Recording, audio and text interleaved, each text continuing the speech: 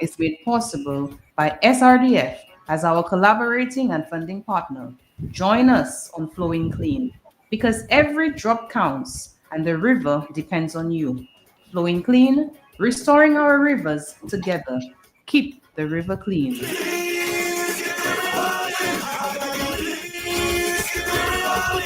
Please get the revolving. I beg you, please get the revolving. Good morning, Sufre. Welcome to another show of Flowing Clean. I am your host, Nadia Kazabon. This morning, I have with me a guest who is joining us virtually, none other than Mr. Michael Bob, who everybody in Sufre would know. He's the retired Chief Forest Officer. He's also a resident of Sufre.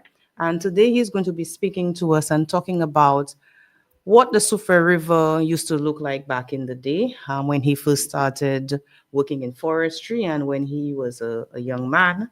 And we will also be going back to our charter giveaway at the end of the show.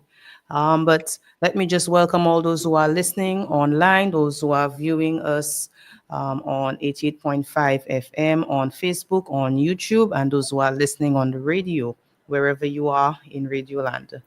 Help me welcome Mr. Bob. Good morning, Mr. Bob. Hi, good morning, Ms. Casabel, and how are you today? Can you speak a little bit louder? We're not hearing you very clearly. Okay, well, I said yes, good morning, and welcome to be on the show.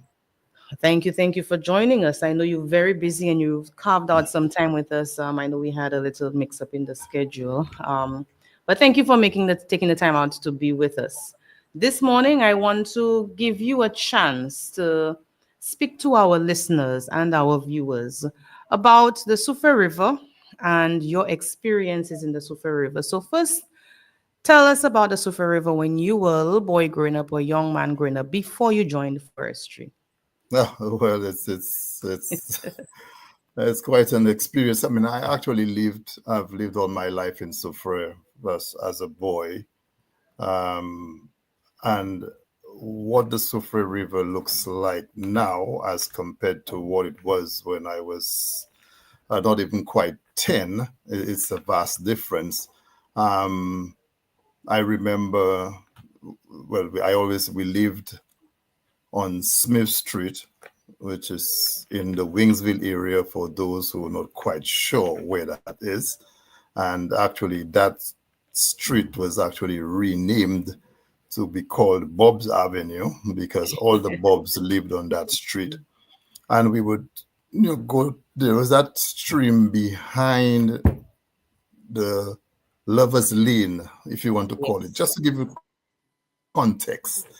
And past Lover's Lane, there was no development at the time when I was a boy. So that was still Dublé's property. And the Virgin that was at the back where Cool Breeze was, just about there. There was just cocoa and the plantation, and we would walk in that area. And that the river would flow from the back where the bridge, the main bridge was or is.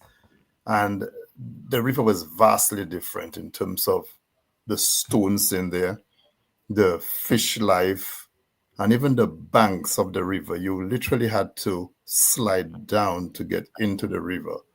That's to show you how deep it was in some areas.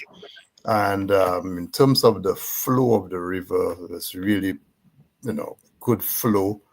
At no point in that area from I would want to say the comprehensive school or lower down where the bread is being made at the back there, going right up to the bridge. There was never any moss by Miss Teresa, no moss or any algal growth in the river at all.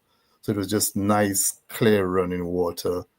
The stones, there were even what we would call little bassins, little like waterfalls cascading in the area. That's to show you how deep it was. So it was a healthy river. And at that time, I knew nothing about forestry in terms of deforestation and all that kind of stuff. It was always nice, clear, running water in the Soufrière River. and you have the things like the zodomi and the crayfish and all the other river fish, the freshwater fish in that area. So, and that was water that even people would drink that water in cases that I knew, So it was a very nice, healthy flowing river when I was in my early youth. All right. So one of the reasons why I'm bringing persons on to talk about the historical perspective of the Sufere River is that people tend to forget what it used to look like before, and the younger generation have no idea what it looked like before. So everybody views the current river's status, the current river condition, as what it has always been. And for us to paint a picture of what the river used to look like, what the river used to be, um, to give persons a sense of what we have lost, for them to feel the need and the connection for us to want to restore the river, to bring it back. Now I want to segue into you talking about, as a forester, before you became chief forest officer, as a forester, um, what role would forestry be playing in managing the Sufre River or rivers in St. Lucia in general, and how you saw the river change from the 80s, 90s to what it is right now? Yeah, well, that's a very good question. And we saw the deterioration. But first of all, we have to look at it, try to put it in the perspective of the catchment. And we're talking about the rivers flowing from the hills, or if you want to call it, flowing from the forest down into the residential areas. That was still very, very good flow coming from that area, because we need to understand the Soufre Basin or the Soufre watershed. We were never a strong banana growing farming community. It was Right. always root crops. So deforestation was slightly different as compared to the eastern side of the island. But if we want to dissect the river from, let's say, Edmund Forest coming right down into the Font Saint-Jacques area, then into Wavinclay, and then from Wavinclay to Diamond, and from Diamond into the town, right into the water break between the sea and the river, if you want to call it that way. Nice, Joy. Right. So what we saw was how the river changed its dynamics after in these sections. So we had good flowing water from the forest area right into Font Saint-Jacques, into the community area. But the change came in like from Wavinclay side down into town. Why? Development. And what we saw was even the road construction created some of these issues. And as we move along, we saw issues with after storms. I don't want to jump there too quickly, but I want to, because that is one of the major issues in terms of changing the river structure. So I want to remain in the 80s when we saw deforestation taking place within the upper hillsides of Font Saint-Jacques. But how did Hurricane Allen affect the river? Yeah, well, definitely Hurricane Allen affected the whole ecosystem of rivers and even the forest, because what we saw was a lot of the soil coming into the river and that being taken down to the lower areas. So there was a lot of silt and debris, trees and branches and all of that in the river. But what we saw in the upper part of the rivers, that because of the structure, there were lots of stones in there. So that material got trapped on the upper parts as Right. compared to the lower parts. So what we saw was like the upper parts creating being like a filter because Oh, of the structure of the river.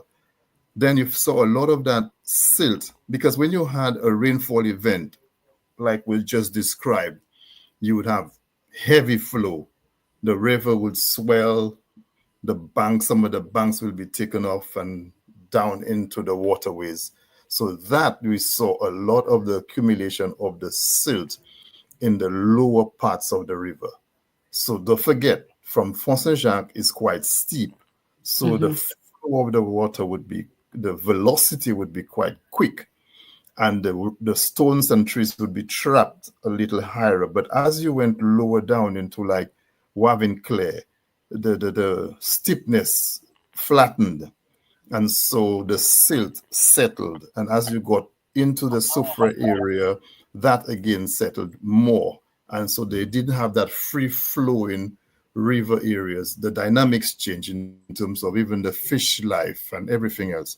So that's the issue. So as you went lower down the river, we saw more of the deterioration of the water quality and even the fish life and even the banks of the rivers were damaged.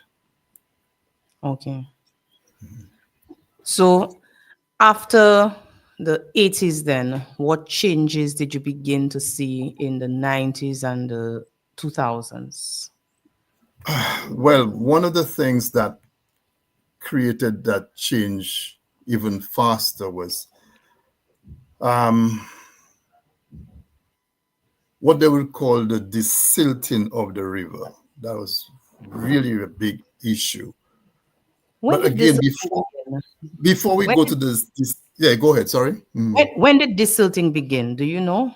I would want to say that this silting activity came in around the 90s, because I don't remember this silting taking place in the early 80s at all.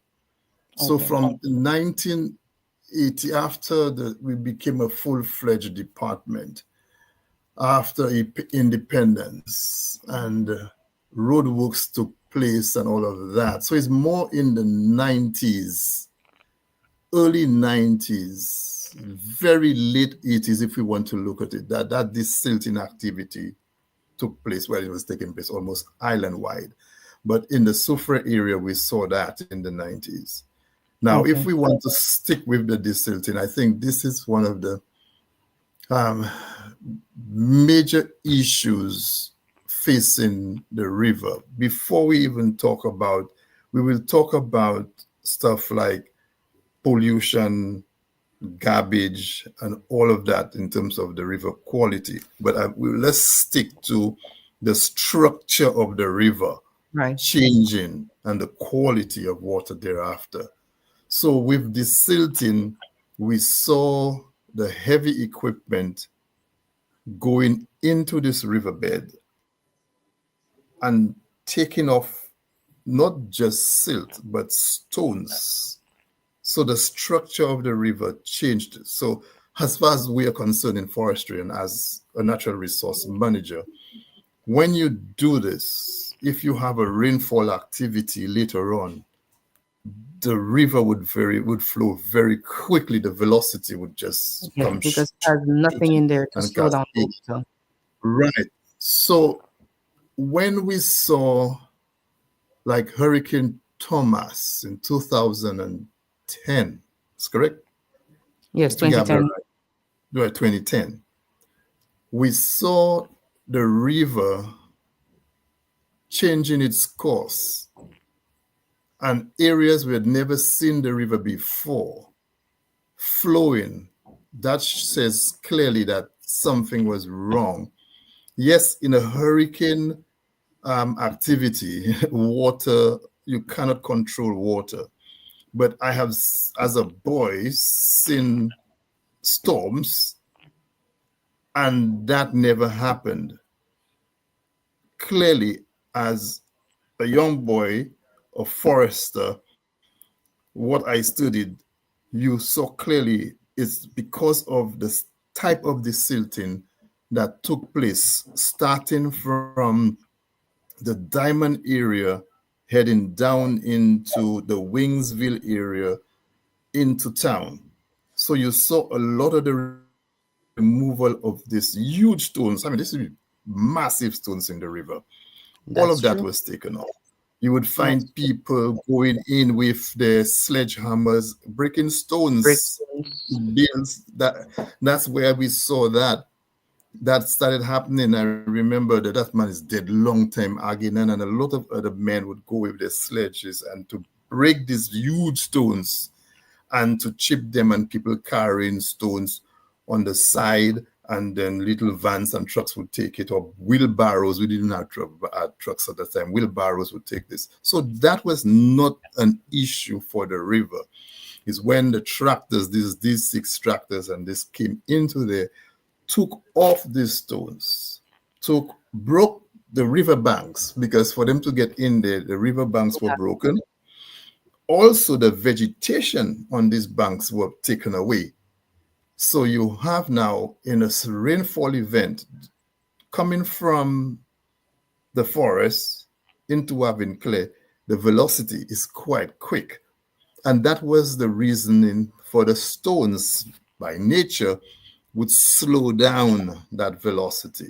The banks would also slow it down. What we saw happen with the silting was the straightening of the river, the realignment of a curve, because the river, going like you driving, going around a corner, you have You must slow down. end, and yes, so what happens is you need to slow down going around a corner. That's what happened. That's what these corners, these bends in the river did. It slowed it down, and then it went to the other side. But because they cut all of this, the velocity of the water was hitting the backside of the river, the curve, and that's what created a lot of the drops of the soil in there, and then the water is going over the banks, and then the changing of the river course actually happened. Instead of going right, it would go left where that cutting was done. So Now, we created that. let me interrupt you. It's interesting that you mentioned the straightening, because persons who know me know that I love speaking to elderly people. And I remember my grandmother telling me there was a hurricane. My mother was a little girl, so maybe in like the early 1950s, 1960s, where when she was walking back from town to go up to Diamond, because my grandmother lived up Diamond, the river was up till the edge of the road in Diamond. So the bridge by Diamond Waterfall, the river was all up that side, and she needed help. Somebody had to come and help her with the children for her to cross the little ravine where Diamond water would flow to the Soufrière River. They had to help her to cross that because it was already flowing over the bridge for her to continue on her way home. And trees were falling in the road as she was walking up. But persons need to understand that historically, Soufrière River, I've been trying to find actual like papers or recording documentation. The Soufrière River, as far as my grandmother told me, had been straightened at 3 separate points. So the river's original path was alongside Diamond Estates, going down where the Soufrière Church is right now. Are you aware of I was just coming to say that Mr. Alcindor told me so some that? Right. million Yes. years ago, I've recorded Mr. that Alcindor the speaking. Soufrière River, where the road, where Alet, that road there going down there, Yes. By your that home, right the there. Soufrière, by my home, going straight down by Cool Breeze right there, the Soufrière River flowed there into the sea. Right. At a So very long Alain, time. the Soufrière Square, all that Yeah. was the original path of the Soufrière River. So where the big jetties, that's where the river used to come out. So the first time the That's river correct. was straightened, it was curved and it used to flow down where the St. Isidore Hall is. So that was the first straightening. The second straightening brought it behind Miss Teresa. And then the third straightening, it had some bends. So they put the river wall. Yes. So the river was straightened, as far as my grandmother could recall, on 3 separate occasions. So when the river is flooding its banks, what used to be it's what's called a floodplain, The floodplain. all of Foncaco area Yeah. is actually riverbed. Yes. And that area has not been, the river wall has not been reinforced to prevent the water from flooding that area again. Mm-hmm.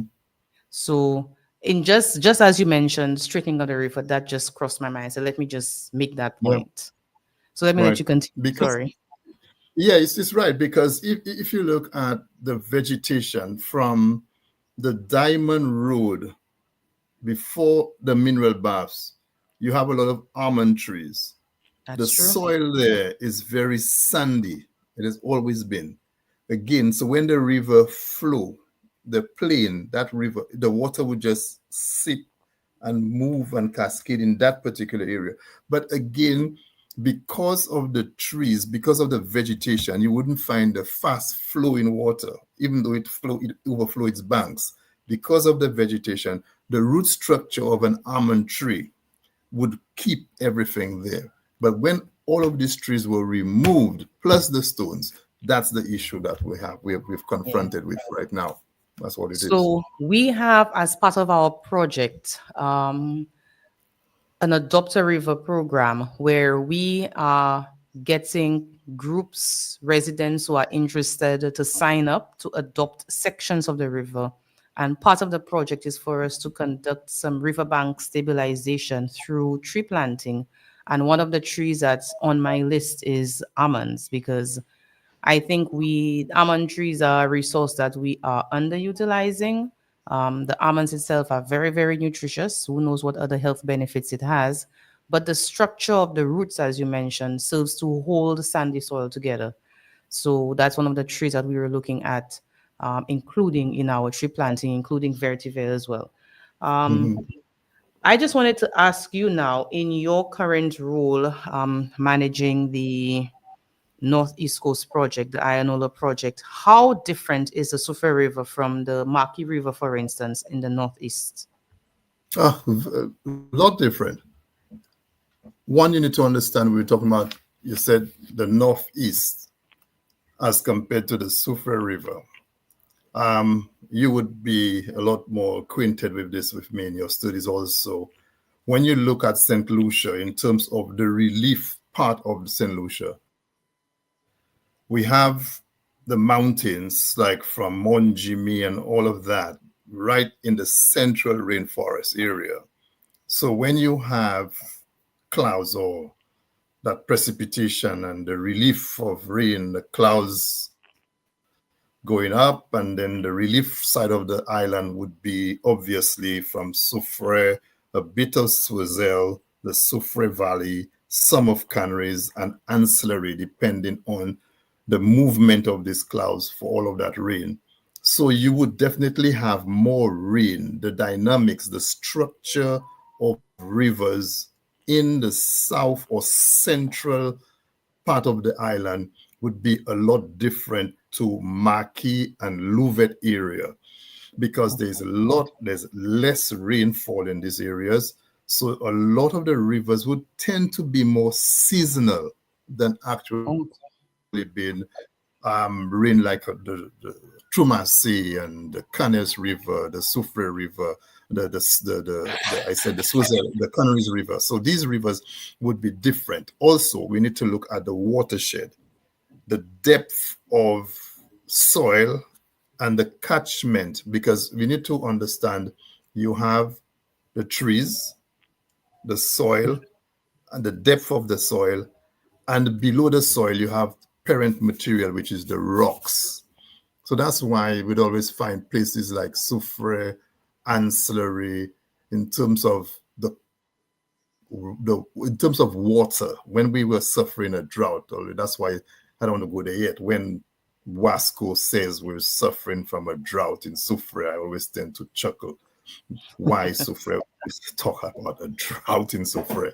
It's simply because of something about the collection of water, the destruction of the Sorry. watershed. But anyway, we're not going there. We're not going Wasco yet. Yeah, that's another show in of That's itself. another show completely.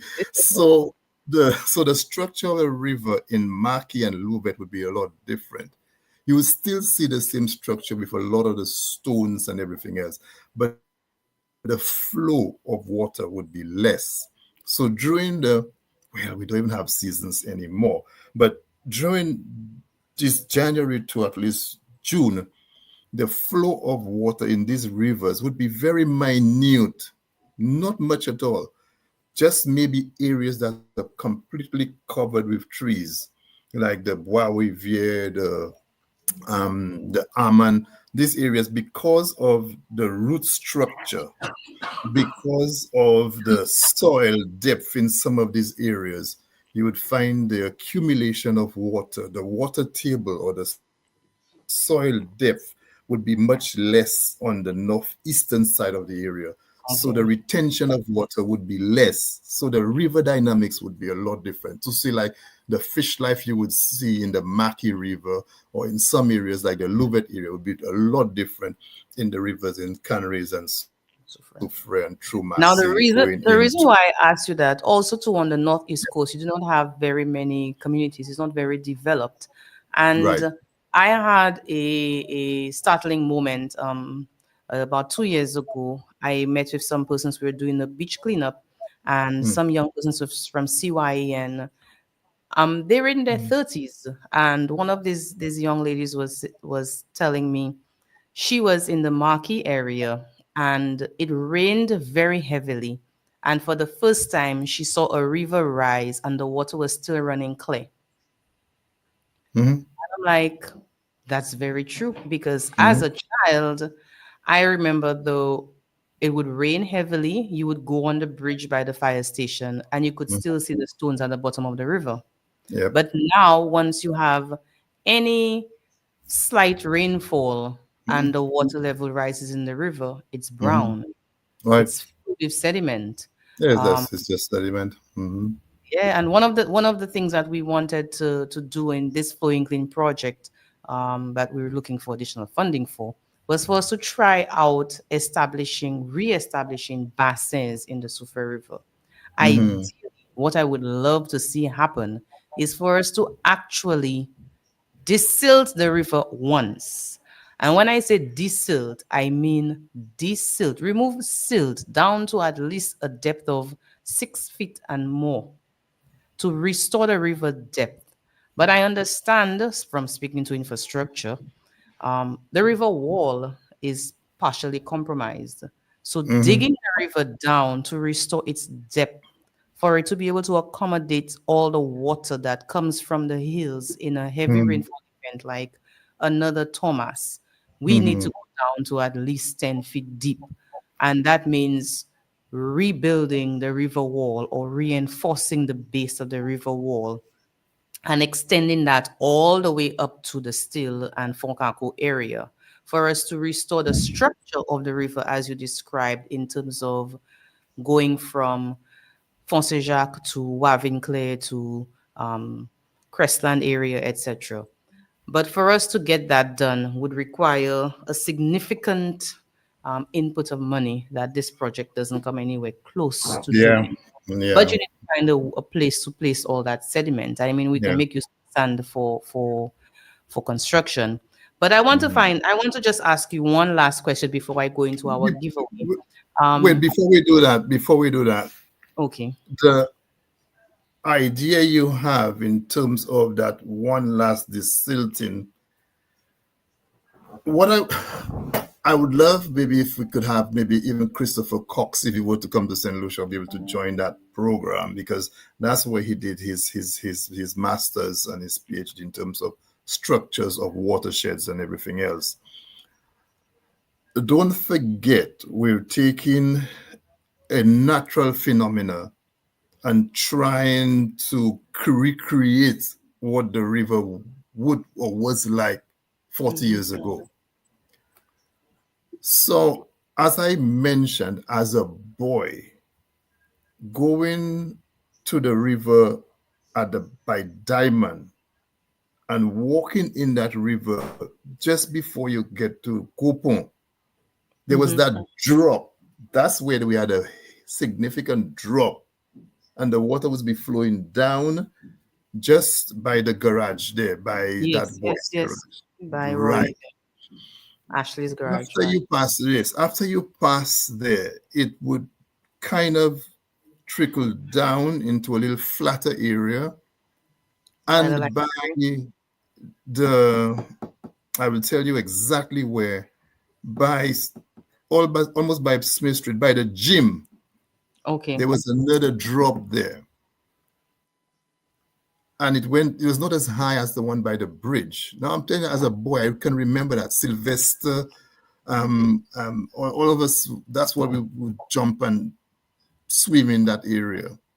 What I would safely do to do a project like that, as you said, it's going to be a lot of money. Mm-hmm. Is if we could get satellite imagery or get aerial photographs of the Soufrière River going back at least 50 years, if we would get that, that would give us a nice recreation of these areas. So you realize what we'd have to do is to put stones back in the river. Yes. Because putting in structures like gabion baskets, it's not going to work.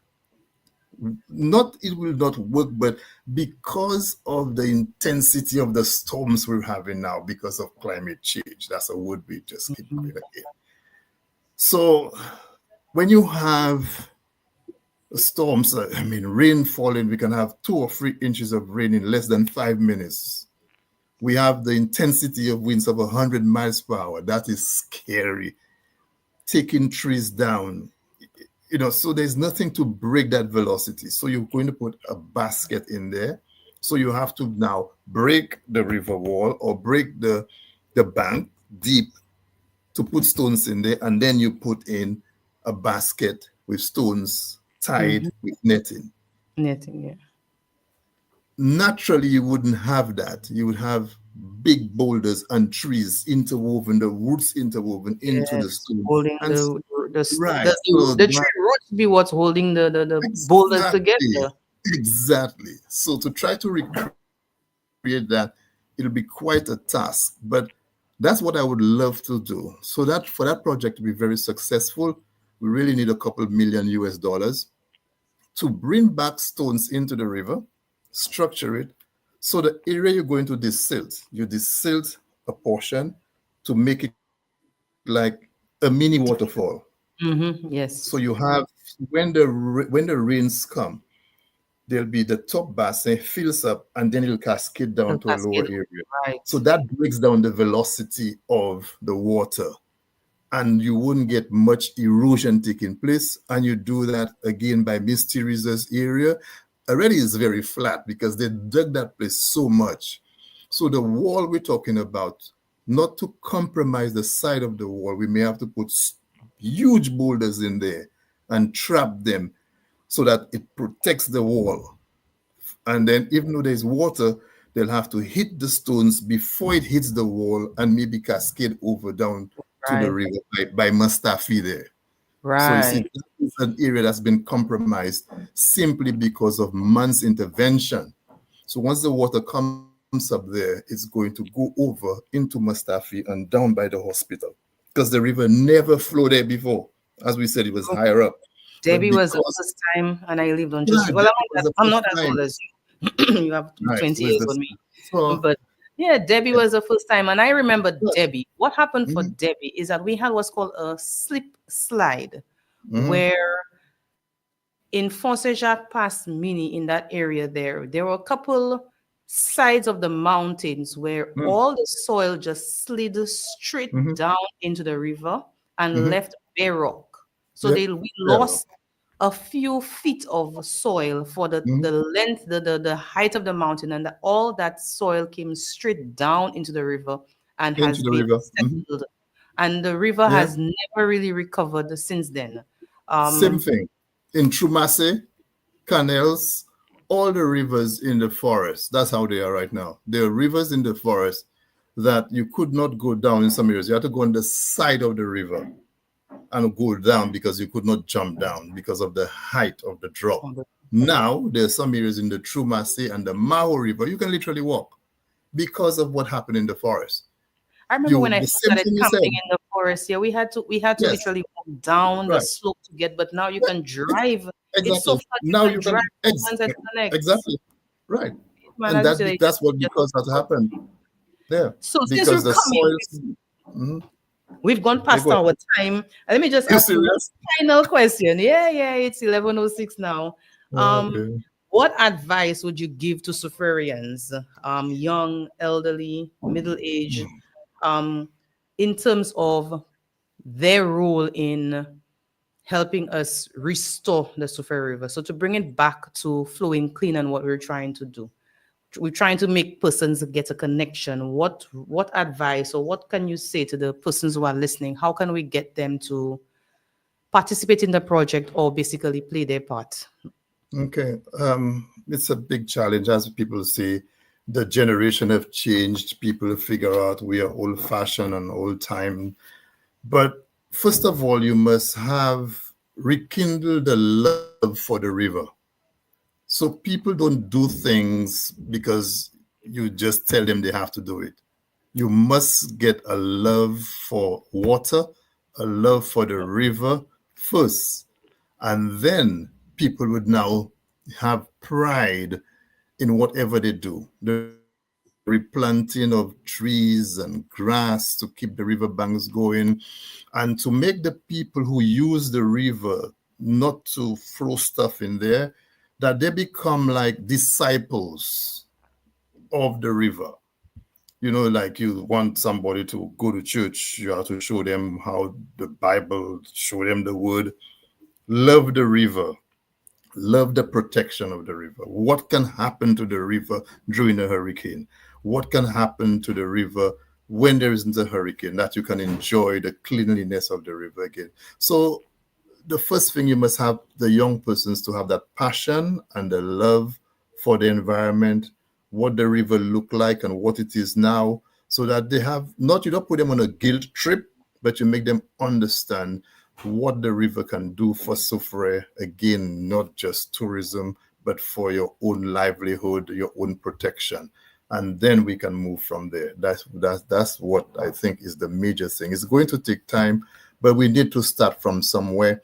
We need to plant back the trees and the grass verges, but we need to also educate the people that these trees, we want them to adopt the tree or adopt a section of the river. So when it is planted, that we wouldn't be there every day, but the places or the people who live in that area will go there and maintain it to make sure nobody pulls them off or set fire or throw rubbish in that area.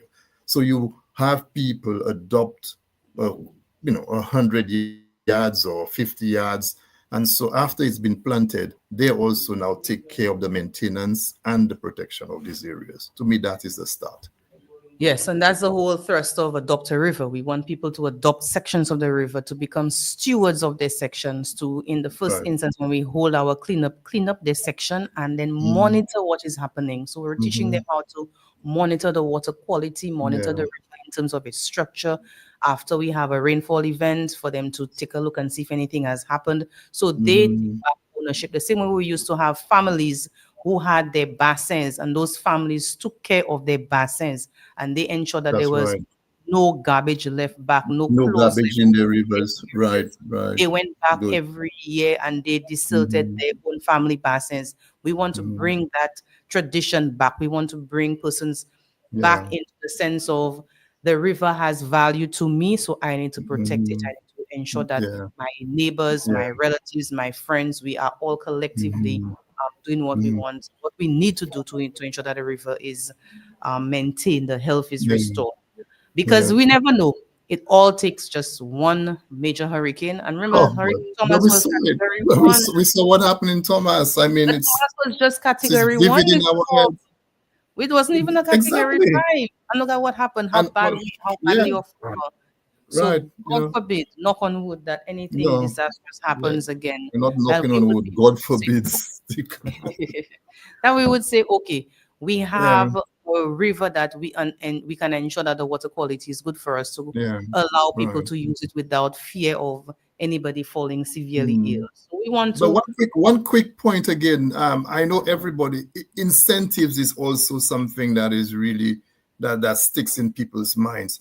So you could have a little competition that the person who's maintaining that 50 yards of river, at the end of the year, you could have it judged and say, But that's wow, part that of the person did a project. great That's part job. of Dr. Okay, River. fine. That is So part the of it. person, So so part the of a person Dr. gets an River is incentive. Yes, an once we incentive that have the benefits them group when they set hope. up. Once we have the group set up, the group that maintains the river the best in terms of the cleanliness, in terms of reporting, we have prizes for that as well. So we also have Yeah, a community competition for us to have a right. clean community competition. That's Um, right. our final thing is we have a little giveaway. And it is an attempt for us to get more persons to sign on to the charter, because we have a charter for the management of the Sufa River. And our intent is for when the charter gets to 4,000 signatures to present it to the Cabinet of Ministers. We have not gotten to 4,000 signatures, and that charter is available online for any St. Lucian, whether you be in St. Lucia or overseas, to sign. And the question that continues for the 5th week in a row is for somebody to call in. The numbers are 4597885, 4597888, or via WhatsApp 7305388. To call in and tell us, for the online version of the charter, how many persons have signed onto that charter. If you can call in, or if you can type your responses on Facebook and tell me how many persons have signed that charter online right now, you will win yourself a gift voucher to Gourmet Restaurant for lunch. If you can call in 4597885, 4597888, or via WhatsApp 7305388, or you can type the answer on Facebook. I'm monitoring the Facebook page as well. And give me the answer. How many persons online right now have signed on to that charter? And if you have not, please go online to sign on to the charter. And I have provided the link on previous shows for persons to view. It's not allowing me to link it directly, but you can copy and paste the link into a browser for you to get it. So if you can tell me how many persons have signed the charter online, you will win yourself a gift voucher. So I have the line on. Hello, good morning, caller. What's the number? 245. 235. No. Try again. Go online. If you go on our Facebook page, if you go on our website, you will get the link and you will see exactly how many persons have signed.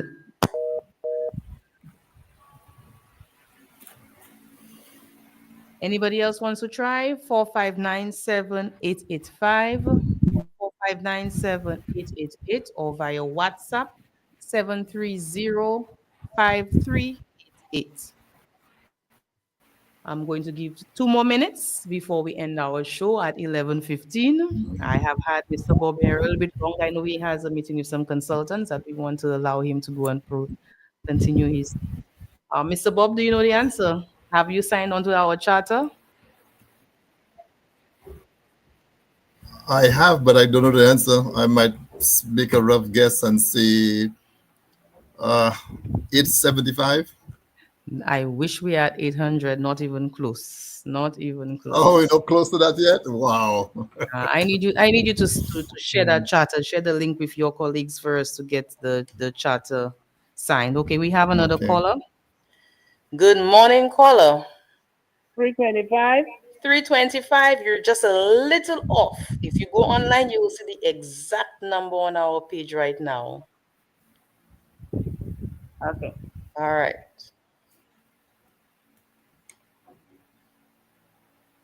It's in the 300s. But if you go online, there's no need to guess. If you go on www.mywaterways.org and look for the Flowing Clean project, the very first thing there is the link to sign the charter. And if you click on the link, you will see the number. That's the first thing that pops up. It tells you exactly how many persons have signed already.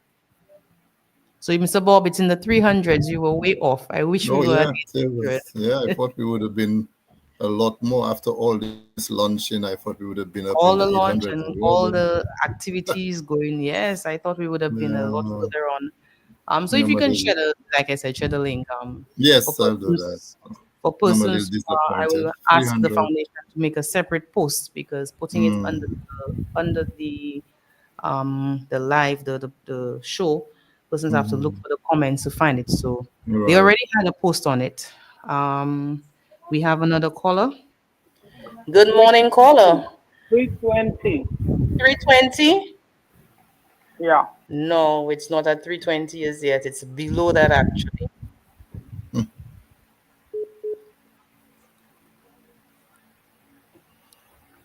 It's in the 300s. It's below 320, unfortunately. I wish we were at 800, Mr. Bob. I really wish because Yeah, I'm a we little get all the disappointed. students, all the students at the different schools signing the charter, and we are at just about 2,000, a little over 2,000 signatures for now. Okay.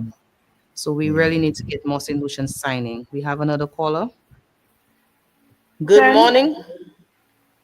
Go ahead. What's your answer? Is it 310? 310? No, it's not 310. Y'all are still guessing. That means y'all don't know what the link is. It's not at 310. I'm going to give two more tries, two more calls, two more tries, and I'm going to give you all the exact link. So if you go to change.org and you search Flowing Clean, you will find that petition at change.org. Or if you go to www.mywaterways.org and you look for the Flowing Clean project, you will get the link for the charter. If you click on the link, you will see the number popping up right away.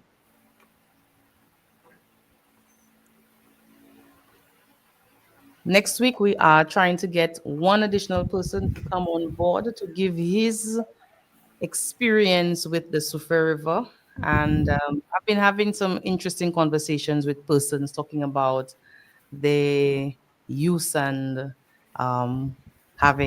seeing persons actually fall in the river and the river dragging them down on a regular, normally not even after a storm. So I do know that we have some persons who have some very fond memories of the Sufe River, and we want to bring that out in our discussions for persons who understand, especially those who've never experienced it, what the river used to look like and what it can become again. That's the whole point. What we want it to become again, for persons to feel a connection. And if you do not have a physical connection, if you do not have an emotional connection to something, there is nobody is going to intrinsically want to protect and to preserve or to restore what's there. So having said that and understand that the younger generation have no clue or have no use of the Super River, we want to call on the older persons to call in and talk to us about their experiences in the Super River, paint a picture of what it used to be like for the younger ones to understand and for them to want to work towards restoring the river. Um, the phone lines are not ringing, and I'm not seeing anything on Facebook either. Nobody is calling on direct line. Um, so I'm going to let Mr. Bob go. It's now 11:20. I guess we will hold on to that gift voucher. Next week we will go for two questions. If we can get somebody to correctly answer next week, we will go for two questions next week because we are beginning to get some more exciting prizes to give away. Um, so let me just thank you, Mr. Bob, very, very much for coming on to our show today. I am very grateful that you could make the time and to share your experience and give your perspective on the Sofer River so that the listening public can hear and it maybe can cause some of the older folks to, reminisce about what used to happen, how it used to be, and to paint a picture for the younger generation as to what it was like and for them to want to restore the river. So thank you very much for joining us. Yeah, thank you for having me. That's all right. Thanks. And I want to wish everybody a very, very good rest of the day. In terms of weather, I was asked to speak about the weather. There is a system that's developing. I'm not sure what it is right now. It might actually be a tropical storm or depression right now, but we are monitoring the progress. Right now, the track takes it north of the Leeward Islands, but of course, we might be impacted by some rainfall. So we want to urge persons to pay attention to the weather news, to the Social Met office, and to be prepared if anything changes, if anything happens. So once again, have a wonderful rest of the day. And thanks again to Mr. Bob for being on our show.